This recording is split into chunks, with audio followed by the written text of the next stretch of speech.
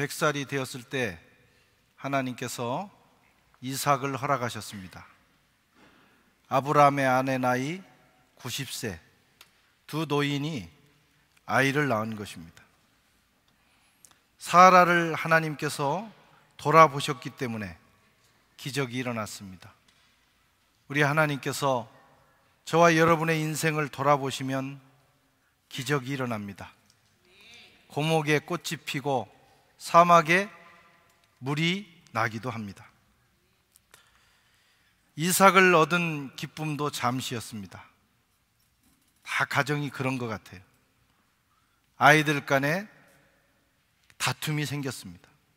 가정 문제가 생긴 것입니다. 정실 부인의 사라의 자식인 이삭과 첩 이집트 여인 하갈의 자식인 이스마엘과 다툼이 생긴 것입니다. 오늘 본문은 가족 갈등 이야기지만 이 본문의 의미는 그것보다 훨씬 큽니다. 아이들 싸움 얘기를 이렇게 장황하게 기록할 이유는 없어요. 의미가 있기 때문에 성경에 기록한 것입니다. 이 사건은 신약에 와서 복음의 의미를 드러내는데 중요한 역할을 합니다. 바울이 이 사건을 가지고 율법과 복음, 구약과 신약의 관계를 풀어가게 돼요. 아주 중요한, 바울에게 있어서 아주 중요한 본문입니다. 오늘은 가족 간에 일어난 그 다툼의 문제가 아니라 이 복음적인 의미에서 사도 바울이 이 본문을 선택해서 이 본문을 통해서 복음을 풀어가는 그런 의미를 살펴보면서 은혜를 나누도록 하겠습니다. 우선 본문을 보면 이스마엘이 이삭을 괴롭히고 있는 것을 보게 됩니다. 8절과 9절을 같이 한번 읽어보겠습니다. 아이가 자라매 젖을 떼고 이삭이 젖을 떼는 날에 아브라함이 큰 잔치를 베풀었더라. 사라가 본즉 아브라함의 아들 애굽 여인 하갈의 아들 이삭을 놀리는지라. 한 집안에서 흔히 일어날 수 있는 일입니다. 아이들 간의 다툼. 그런데 여기에 구약과 신약, 율법과 복음을 풀어내는 유비가 들어있어요. 메타포라고 합니다. 유비. 오늘 이 말씀을 잘 이해하면 복음을 이해할 수 있습니다. 조금 어려운 내용이에요. 재미있는 내용이 아니고 어렵지만 아주 중요한 내용이니까 집중해서 들으시면 좋겠습니다. 우선 이스마엘은 구약의 율법을 상징합니다. 그리고 이삭은 복음 아래 태어나서 사는 그리스도인들을 상징합니다. 이스마엘은 율법과 율법 아래 사는 모든 사람들을 의미하죠. 갈라디아서 4장 21절에서 24절을 다시 한번 읽어보겠습니다. 내게 말하라. 율법 아래 있고다 하는 자들아, 율법을 듣지 못하였느냐? 기록된 바 아브라함이 두 아들이 있으니 하나는 여종에게서 하나는 자유하는 여자에게서 낳았다 하였으며 여종에게서 육체를 따라 낳았고 자유 있는 여자에게서는 약속으로 말미암았느니라. 이것은 비유니 이 여자들은 두 언약이라. 하나는 신의 산으로부터 종을 낳은 자니 곧 하갈이니라. 아멘. 이스마엘과 이삭이 서로 갈등을 합니다. 그런 것처럼 초대교회 이후로 율법주의자들과 복음 아래 사는 사람들의 갈등이 시작이 됩니다. 이스마엘의 후예라고 하는 이것은 아랍인들을, 이슬람 사람들을 오늘날처럼 이야기하는 것이 아니고 사도 바울은 율법주의자들을 얘기하는 거예요. 유대인들과 율법자이다. 그들과 예수 그리스도를 통해서 복음을 받아 하나님의 자녀가 된 사람들 사이에 갈등이 이미 구약 성경에 예견되었고 그것이 이제 초대교회부터 나타나게 되는 것입니다. 그런데 이 갈등은 율법주의에 있는 사람들이 복음 안에 있는 그리스도인들을 박해하는 것으로 나타납니다. 그들은 스데반 집사를 돌로 쳐 죽였고, 또 예수님의 제자 야고보를 참수했고, 예수님의 동생 야고보를 성전에서 떨어뜨려 죽였고, 특별히 사도 바울을 일평생 동안 따라다니면서 박해하고 복음을 전하는 일을 방해했습니다. 그게 누구냐면 바로 율법주의자들이었어요. 그래서 사도 바울은 이렇게 고백합니다. 나는 평생에 몸에 가시가 하나 있는데 그것을 위해서 하나님께 여러 번 간구했지만 하나님이 그 가시를 뽑아주지 않았다. 몸에 있는 가시, 여러 가지 해석이 있습니다. 그에게 안질이 있었다, 바울에게 간질이 있었다, 육체적인 어떤 질병이라고 해석도 하고, 또 하나의 해석은 일평생 동안 사도 바울이 가는 곳마다 사도 바울을 공격하며 복음 전하는 것을 방해하며 또 그리스도인들을 박해했던 유대 율법주의자들을 사도 바울의 몸에 있는 가시라고 해석합니다. 율법주의자들은 고대로부터 지금까지 복음 안에 사는 사람들을 박해합니다. 또 율법과 복음뿐만 아니라 이 하갈을 통해서 태어난 이스마엘은 육체를 따라 난 자들이다. 육체를 따라 난 자들을 대변합니다. 그리고 그리스도인들은 영을 따라 난 자들입니다. 이삭은 물과 성령으로 거듭난 그리스도인들을 의미합니다. 그런데 육체를 따라 난 육에 속한 사람들이 성령으로 거듭난 그리스도인들을 박해한다 이거예요. 이게 구약에 예견된 것이고 초대교회 이후로 계속되는 것입니다.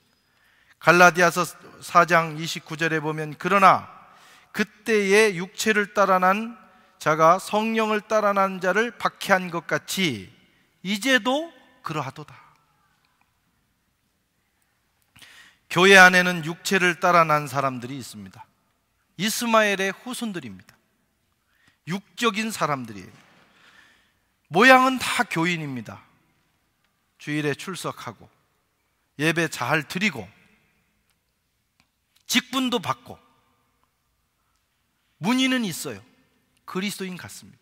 그런데 실상은 아직 거듭나지 않은 섞여 사는 무리, 육체를 따라 사는 무리들이 교회 안에 있는 것입니다. 그리고 때로는 거듭났지만 우리가 거듭나서 하나님의 자녀가 되면 그때부터 예수의 영이 우리를 지배해야 되는데, 예수의 영의 인도함을 받아야 되는데 여전히 자기 육체의 욕구와 욕망을 따라 살아가는 사람들이 있어요. 때로는 어느 날은 성령을 따라 살았다가 어느 날은 육체를 따라 사는 사람들, 왔다리 갔다리 하는 사람들이 있다, 이런 말씀입니다. 옛사람이 지배하고 여전히 육체의 욕구가 그 인생을 지배하는 육체의 종이 된 사람들이 있는데, 그들이 성령을 따라 살아가는 사람들을 비난하고 비판하고 박해한다는 것입니다. 그게 일반적인 현상들이에요.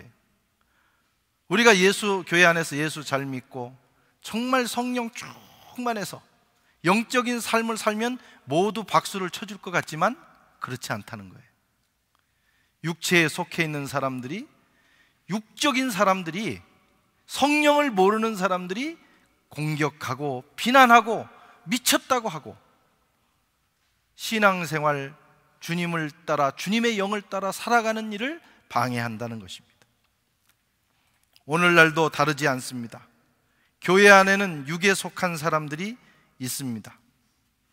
이 사람들은 자기들의 관점에서, 육체적인 관점에서 판단하고 평가합니다. 모든 판단과 욕구가 육체로부터 나온다 이거예요.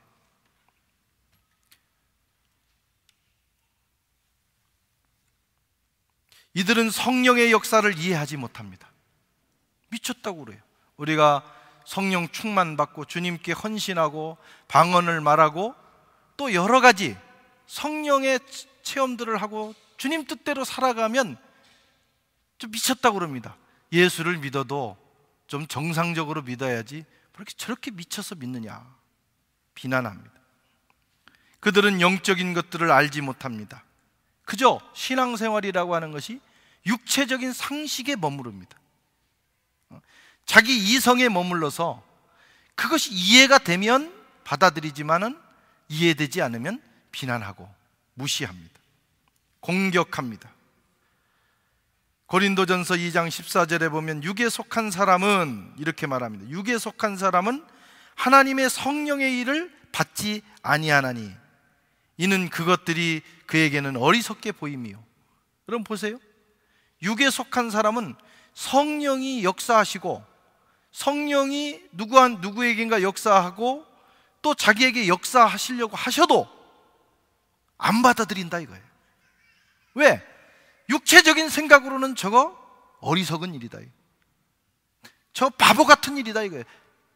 미친 사람들이나 하는 짓이다 이렇게 생각을 하는 거예요. 그래서 받아들이지 못한답니다. 또 그는 그것들을 알 수도 없나니 그러한 일은 영적으로나 분별하는 것이니라. 여러분 신앙생활 하다 보면, 영적 생활 하다 보면, 교회 생활 하다 보면 영적으로만 분별되는 일들이 있습니다. 그래서 육에 속한 사람들은 거기서 막히는 것입니다. 육에 속한 사람들이 많은 교회나 공동체는 항상 갈등이 많고 더 이상 전진하지를 못합니다. 자기들의 이성과 상식에 갇혀 있기 때문이에요. 성령 안에서 하나 되는 기쁨과 평화를 그들은 누리지 못합니다. 자기 상황에서, 자기 입장에서 비판하고 판단하기 때문에 서로가 상처투성이가 되는 거예요. 그러나 성령 안에 있으면 성령께서 우리를 하나로 묶어주시고 그 깊은 세계를 깨닫고 이해하는 은혜를 주시는 것입니다. 그러나 육에 속한 사람들은 육체적인 욕구만 분출시키기 때문에 갈등과 분열을 조장합니다. 그런 사람들이 교회 안에 없을 수는 없지만 그 육에 속한 사람들의 퍼센테이지가 높아갈수록 교회는 혼란스럽고 짜증스러운 공동체가 되고 상처를 주고받고 서로 싸우고, 여러분 교회 오면 서로 사랑하고 예수님께서 원수까지 사랑하라고 하셨기 때문에 그럴 것 같지만 어떤 교회는 무지막지하게 싸우는 것입니다. 왜냐하면 육에 속한 사람들이 있기 때문이에요. 모이면 그들은 비판하고 험담하고 자기 입장을 강조하고 분열을 조장합니다. 그런 사람들을 멀리해야 돼요. 우리가 누구를 만나도 자꾸 긍정적으로 말하고 창조적으로 말하고 되는 일을 말하는 사람은 가까이 하면 유익하고 가정이나 공동체가, 교회가 좋아지지만 그렇지 않은 사람들이 자리를 잡고 일하기 시작하면 분열됩니다. 유다서 1장 19절에도 말씀하기를 이 사람들은 분열을 일으키는 자며 육에 속한 자며 성령이 없는 자니라. 육에 속한 자, 이스마엘의 후손들이, 율법주의에 빠진 사람들이 분열을 조장한다 이거예요. 나는 어떤 사람인가 깊이 돌아보는 시간이 되시기를 바랍니다. 나는 성령에 속한 사람인가 아니면 육에 속한 이스마엘의 후손인가? 이 이스마엘, 육에 속한 자를 성경은 뭐라고 합니까? 어떻게 해야 된다는 거예요? 그 아들을 내어 쫓으라. 그 아들을 내어 쫓으라 말씀합니다. 10절 말씀을 같이 읽겠습니다. 그가 아브라함에게 이르되 이 여종과 그 아들을 내쫓으라. 이 종의 아들은 내 아들 이삭과 함께 기업을 얻지 못하리라 하므로.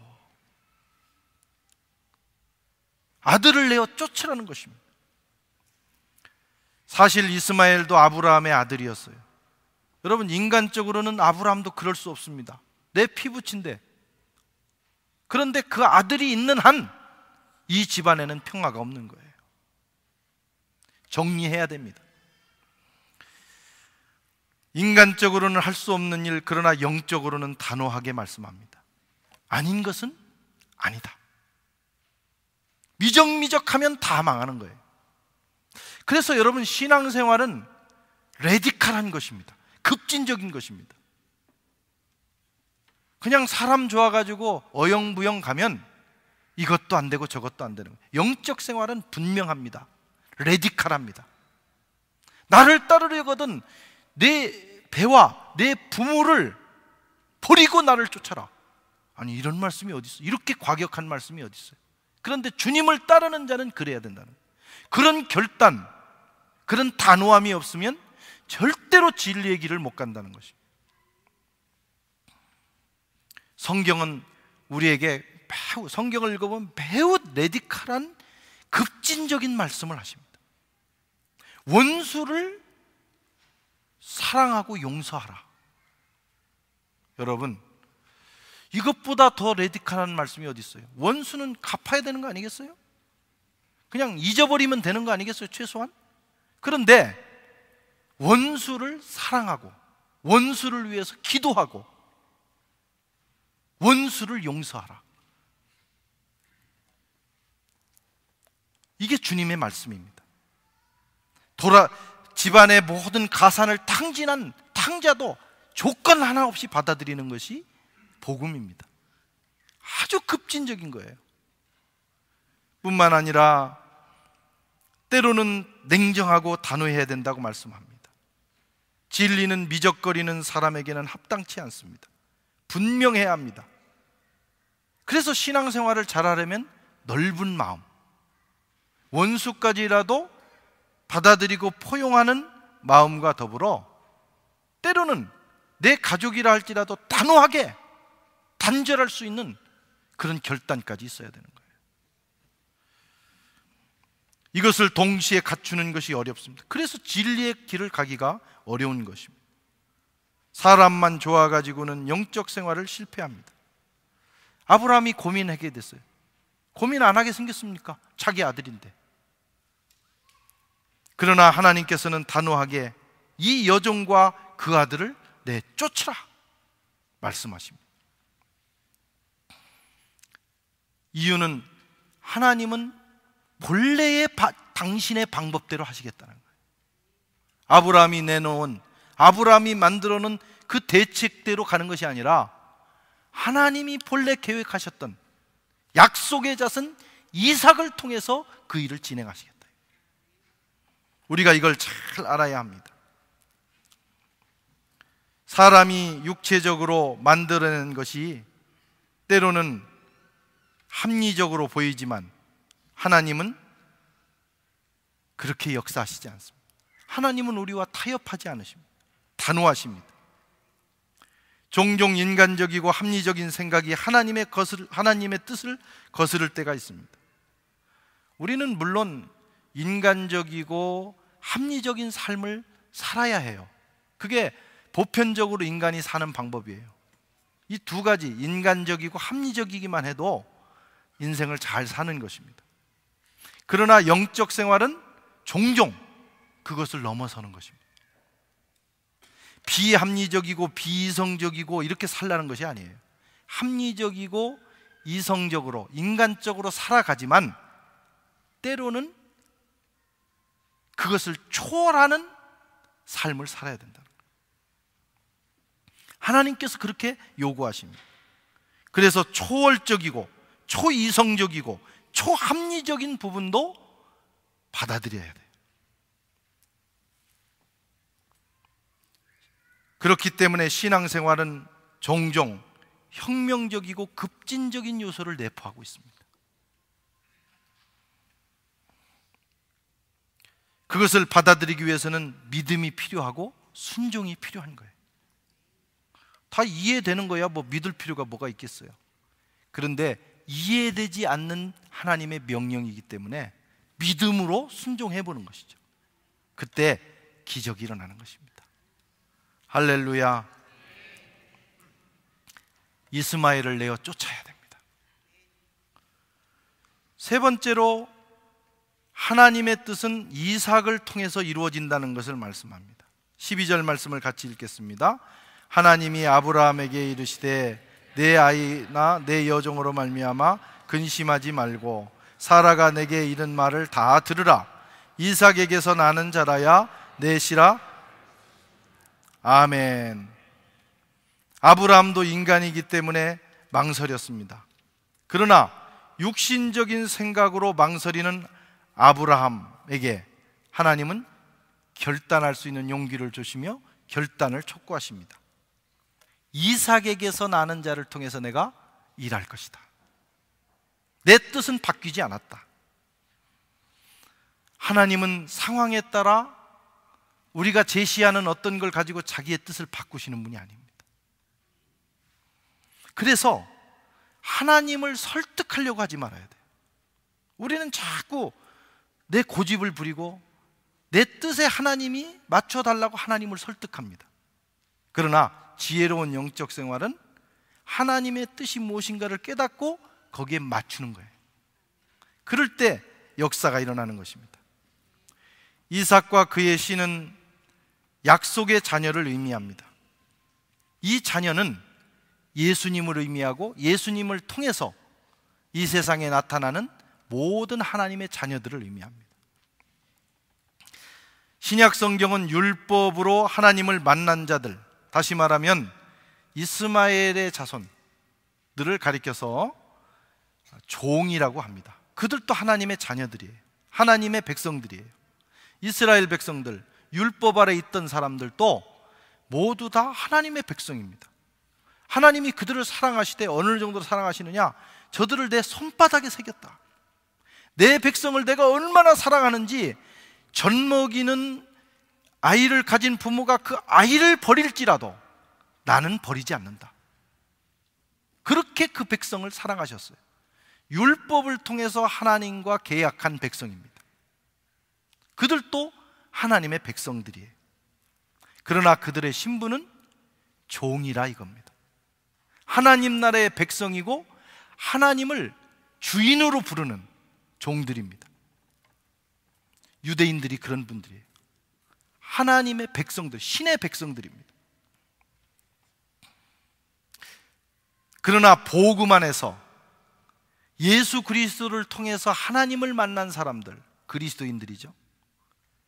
우리는 하나님을 물론 주님이라고도 부르지만 하나님과 우리와의 관계가 새롭게 설정이 됩니다. 하나님을 아바 아버지라고 부르는 거예요. 하나님의 자녀가 된 것입니다. 여러분, 아브라함의 자식이라도 종인 하갈에게서 난 이스마엘은 종으로 살았고 그래서 종의 자녀예요. 그러나 자유하는 여자인 사라 본처에게서 난 이삭은 아브라함의 자유하는 아들이 되었고 상속자가 됩니다. 모든 대통은 이삭을 통해서 이어지는 거예요. 이것이 복음과 율법의 차이입니다.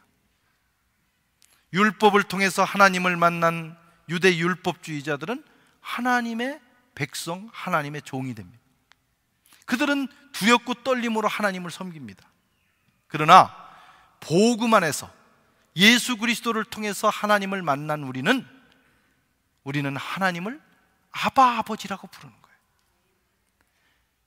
하나님의 자녀가 되는 권세를 얻은 거예요.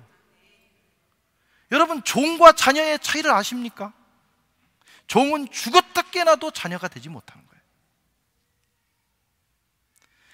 종이 아무리 훌륭해도 아무리 능력이 많아도 종은 자식의 반열에 들지 못합니다. 종은 종일 뿐입니다. 자식이 좀 모자라도 그는 아버지의 모든 것을 물려받을 수 있는 상속자가 되는 것입니다. 우리가 예수 믿는다는 것은 그런 권세를 얻은 것이죠. 갈라디아서 4장 30절에서 31절을 읽어보겠습니다. 그러나 성경이 무엇을 말하느냐? 여종과 그 아들을 내쫓으라. 여종의 아들이 자유 있는 여자의 아들과 더불어 유업을 얻지 못하리라 하였느니라. 그런즉 형제들아, 우리는 여종의 자녀가 아니요 자유 있는 여자의 자녀니라.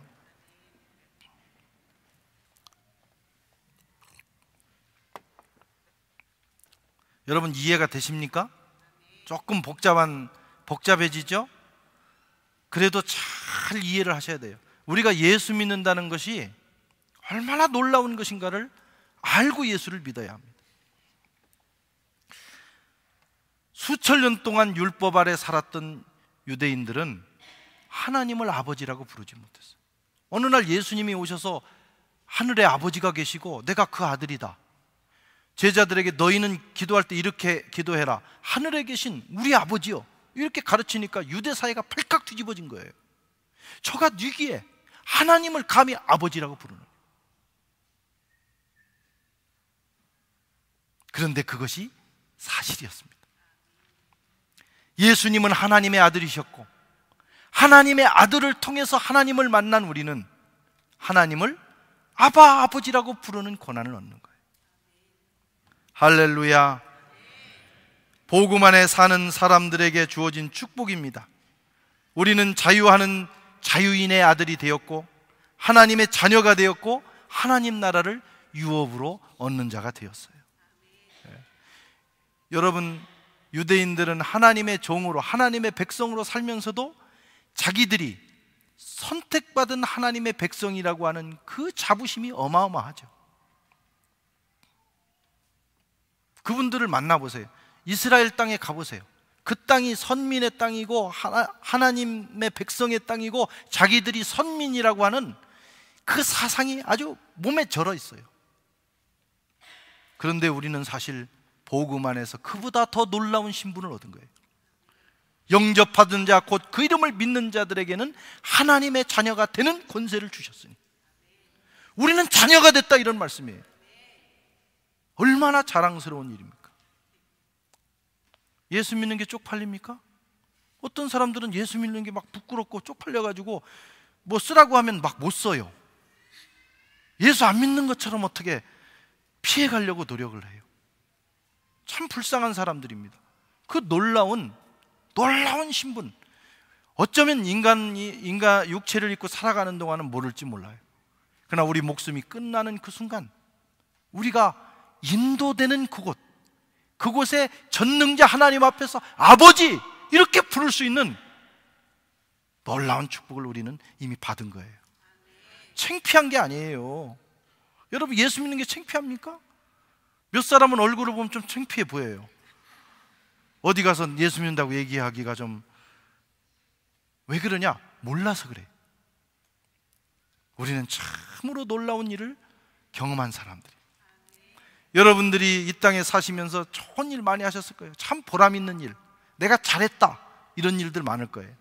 그런데 마지막 날에 여러분들이 내가 정말 육신으로 살면서 진짜 잘한 것이 하나 있다면, 최고 잘한 것이 있다면 예수 믿은 것이다, 이렇게 고백할 날이 올 줄로 믿습니다.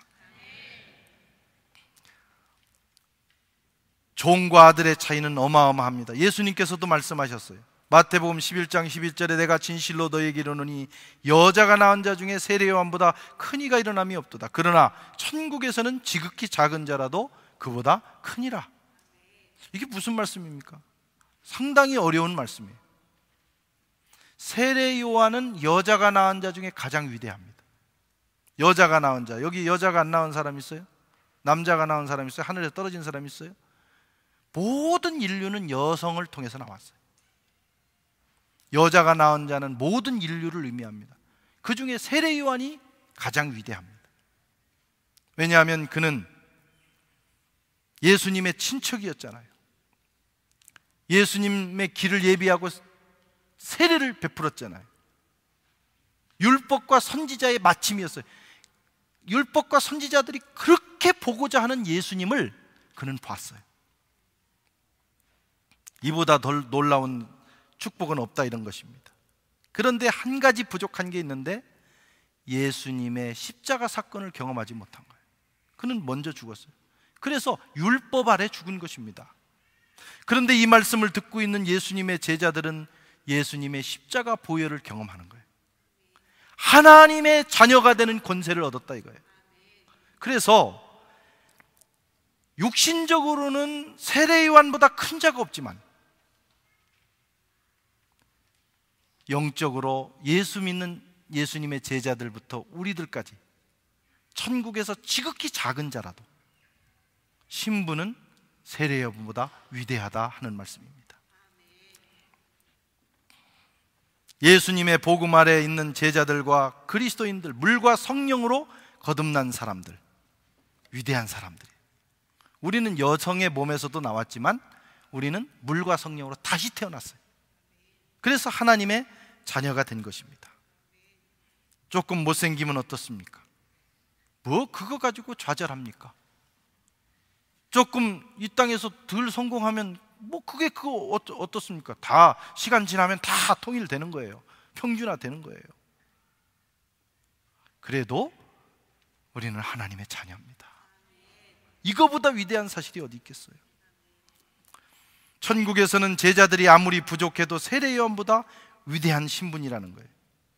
아들이 종보다 귀한 것과 같습니다. 그래서 갈라디아서 3장에서 5장, 로마서 8장에서 9장은 이 얘기를 계속 설명하는 겁니다. 복음 아래 있는 자보다 예수 복음 안에 있는 자가 월등하다, 놀라운 축복이다 하는 걸 설명하는 거예요. 그래서 이것을 깨달은 사도 바울은 이 하나님의 아들 된 것, 하나님을 아버지라고 부를 수 있는 이 복음적인 신분을 얻은 것을 너무 감사하면서 그걸 전하기 위해서 목숨을 바쳤어요. 사실 사도 바울은 유대인 중에 유대인이에요. 율법 아래 흠이 없는 사람이에요. 그는 하나님의 백성이에요. 그런데 그가 예수를 만나고 나니까 백성에서 아들로 승격된 거예요. 이 사람은 그걸 알았어요. 그래서 이 복음이 얼마나 위대한지 이것을 위해서 자기의 생명을 바쳤다 이거예요. 우리는 그 복음을 받은 사람들입니다. 그는 말하기를 생각컨대 현재의 고난은 장차 우리에게 나타날 영광과 좋게 비교할 수가 없다.